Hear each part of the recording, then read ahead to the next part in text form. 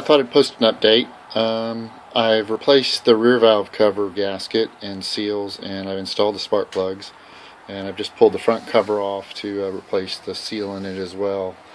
Spark plugs are all torqued.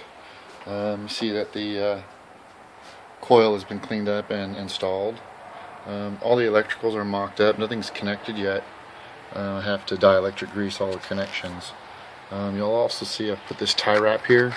It's not completely cinched down, but I've threaded it through the hole and then back through again, and then I'll cinch it up tight once I have all my wiring completed, and I'm confident that that's where I want my final position to be. I did break one of the connectors, which isn't good.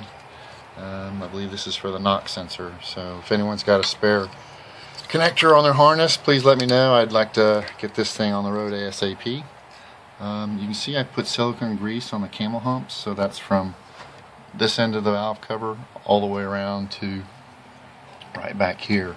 That's the only place where I find that they can leak, so it's the only place I ever use any gasket seal on the whole engine. Everything's tucked in place. The return fuel lines are in place. Oxygen sensor has all been wired up, and the connector has been rebolted up here. It's just kind of loose, so I can get this cover back on. Pay particular attention to the routing of all the electrical wires. You don't want anything to melt, like the O2 sensor. You want to make sure that all those wires are run back through their factory looms. I don't know if you can see that back there, but there's a clip on there that runs through to keep it from getting damaged. So just take your time when you put all these wires back together. The last thing you want to do is redo all this stuff because a wire got caught somewhere. We had to replace one of the idler pulleys. As you can see, the engine bracket is on. If you read the owner's manual, these are supposed to be greased up with oil, especially this one. They call this a reamer bolt. I just put anti-sieze on all three of the major bolts when I put it back together. The alternator's in, and the lower pulley is on the idler adjustment. And I haven't put the crank pulley in because I have to pull the pan, and it'll be easier just to see things, what's going on.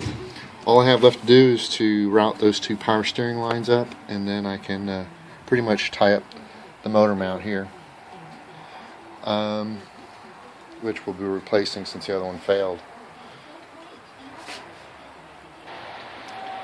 Sorry about that, the UPS guy was here. Anyway, so this is just about to be buttoned up, and once I get this motor mount on, then I can pull the support from underneath and get the exhaust loosened up and removed so I can pull the pan. I've already put WD-40 on all the bolts to make sure that everything will be easier to come apart once it comes time, and spend a little time cleaning up things around here and there, cleaning up the reservoirs, cleaning up some of these engine compartment places where it was really filthy, the covers as well. I had to clean up basically everything that goes back on the car.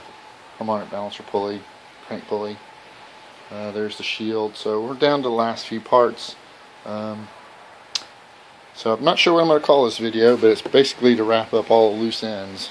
I'll keep you posted, and if you have any questions, just leave a remark in the discussion board, and subscribe if you like these videos. Have a great day.